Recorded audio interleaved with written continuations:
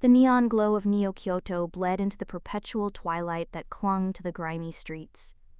Rain, acidic and relentless, slicked the chrome sidewalks, reflecting the towering holographic advertisements that shrieked for attention.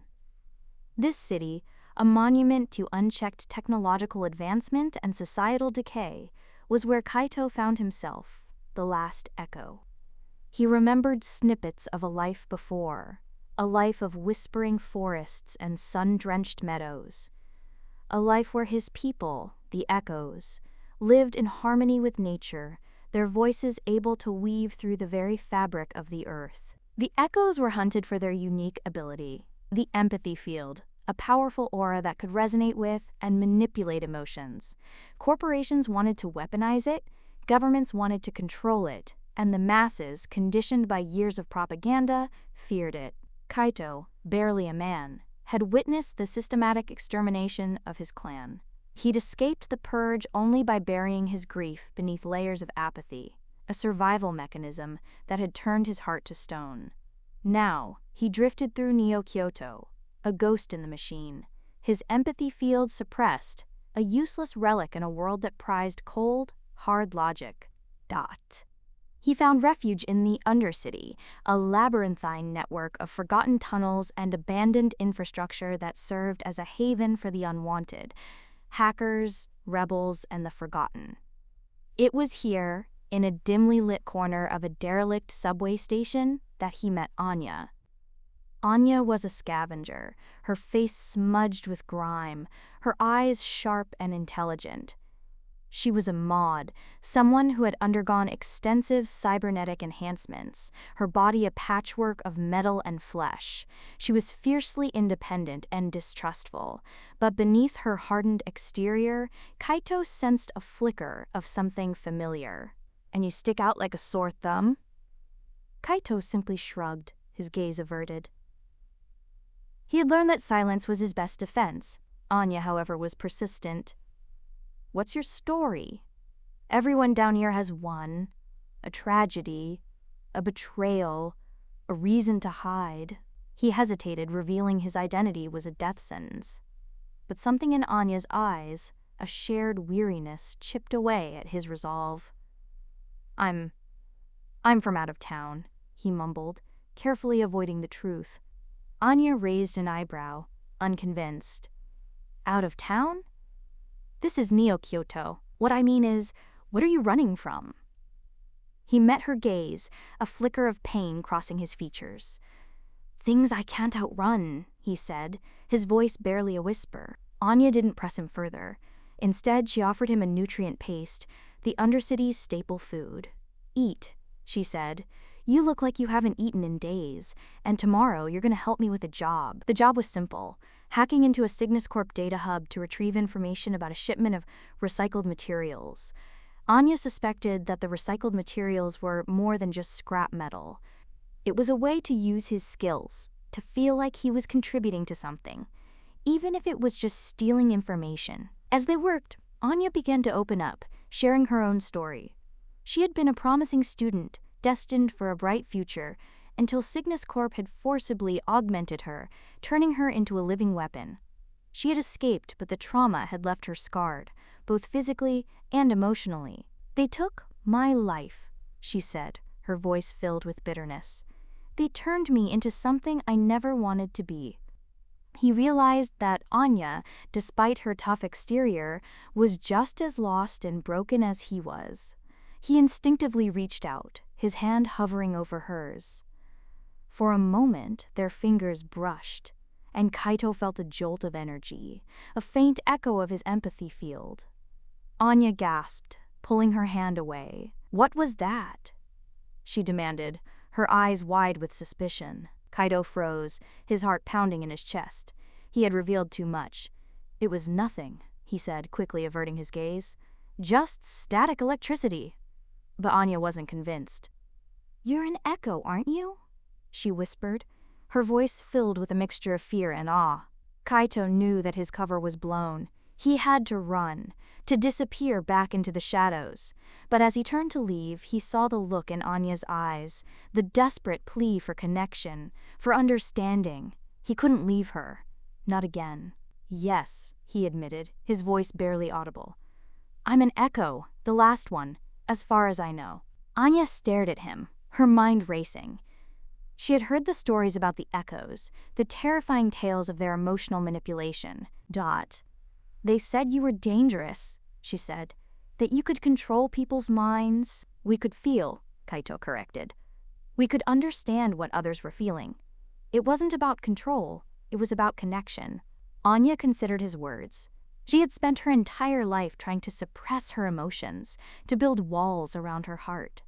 But deep down, she yearned for connection, for someone to understand her pain. Show me, she said, her voice trembling. Show me what you can do.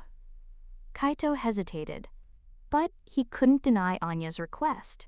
He reached out, gently placing his hand on her arm. He closed his eyes, focusing his energy, trying to connect with her emotions.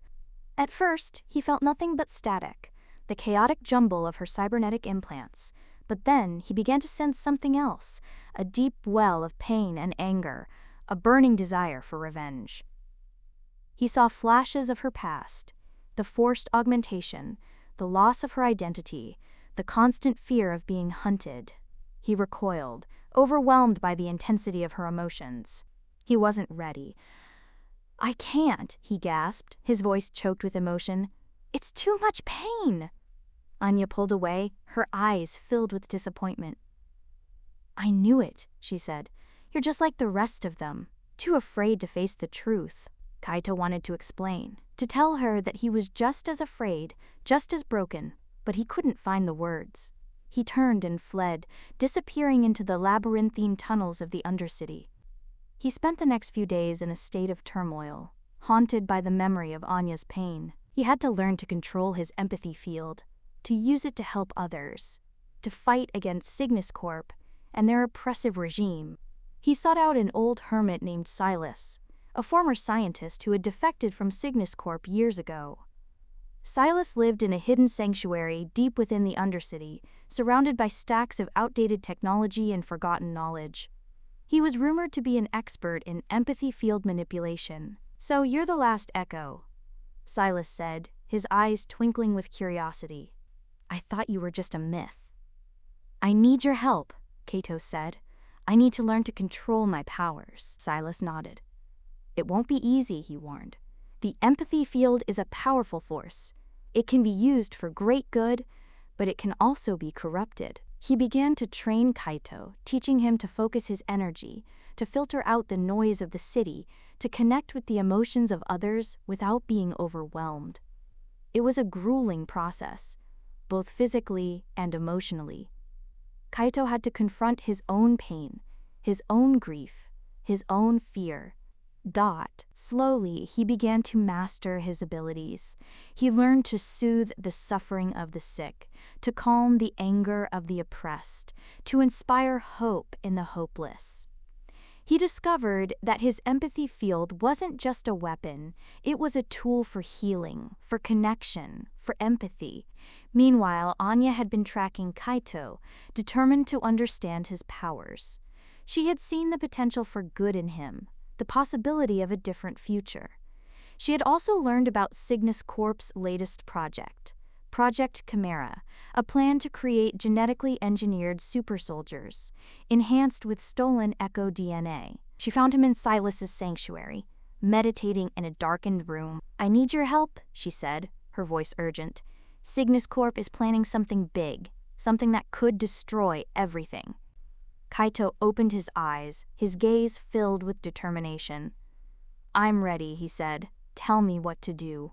Together, Kaito and Anya, along with Silas and a small group of rebels, launched a daring raid on Cygnus Corp headquarters.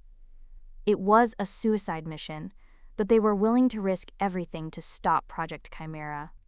The rebels fought bravely, but they were outnumbered and outgunned.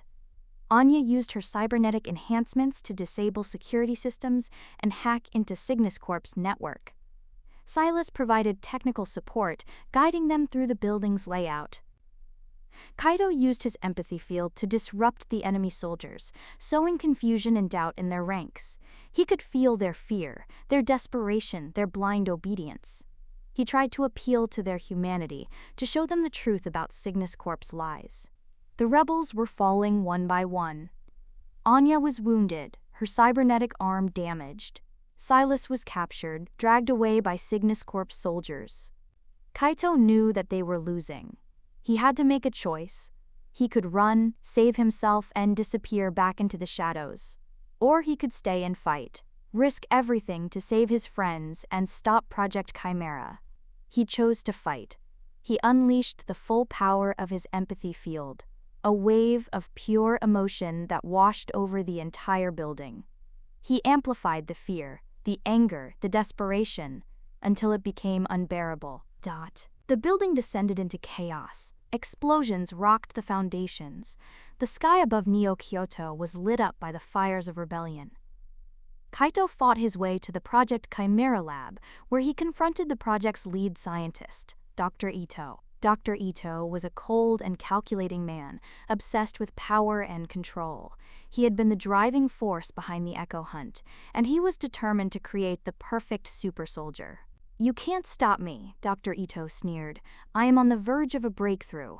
I will create an army of soldiers loyal only to me, an army that will crush all opposition." He felt a wave of compassion, a burning desire to end their suffering.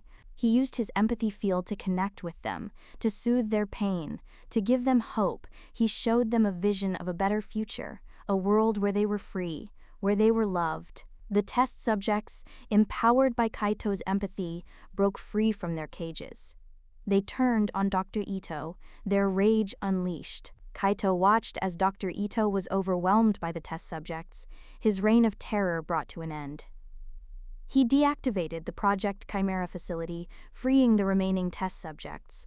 Many rebels had died, including Silas. Anya was severely wounded, her fate uncertain. Kaito carried Anya out of the burning building, her body limp in his arms. He took her back to the Undercity, to a hidden clinic where she could receive medical attention. He stayed by her side, watching over her as she recovered. He used his empathy field to soothe her pain, to heal her wounds, to give her strength. When Anya finally woke up, she looked at Kaito, her eyes filled with gratitude. "You saved me," she said, her voice weak. ...